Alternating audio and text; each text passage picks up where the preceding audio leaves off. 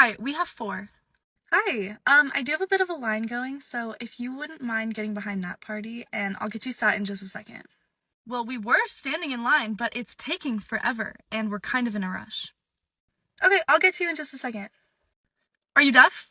We're in a rush. We need to be seated now. Ma'am, there are two other parties waiting to be seated as well, and you are not more important than either of them. So go to the back of the line, please. You literally could have already sat us by the time that it took to have this conversation. Well, actually, I could have sat the table that was first in line. I'm not going to be seating you until these other parties have been sat. It will literally be like 2 minutes.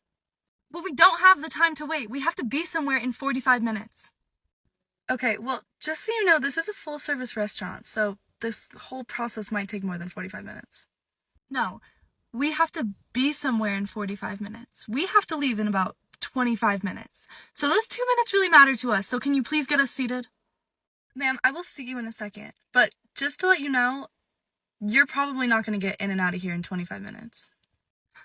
Well, we already know what we want. Can't they just bump our orders up to the front because they know we're in a rush? I mean, you can ask your server, but there's just no guarantee that they'll be able to do that. Why would they not be able to do that? It's pretty simple. Well, like I said, you are not the most important person in this restaurant. You don't get to get your food before everybody else just because you're running late. That's not everybody else's problem. Huh. Well, this might just be me, but I think that a hallmark of good customer service is accommodating for your guests and making them happy. No, you're right.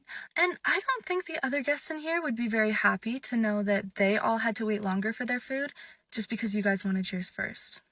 Well, the other guests aren't in a rush, and we are. You don't know that. Maybe the other guests just planned their time accordingly. But either way, I have to go see these other parties. They've been waiting far too long, and I'll be back to see you in just a second, okay? No, this conversation isn't over. Uh-huh.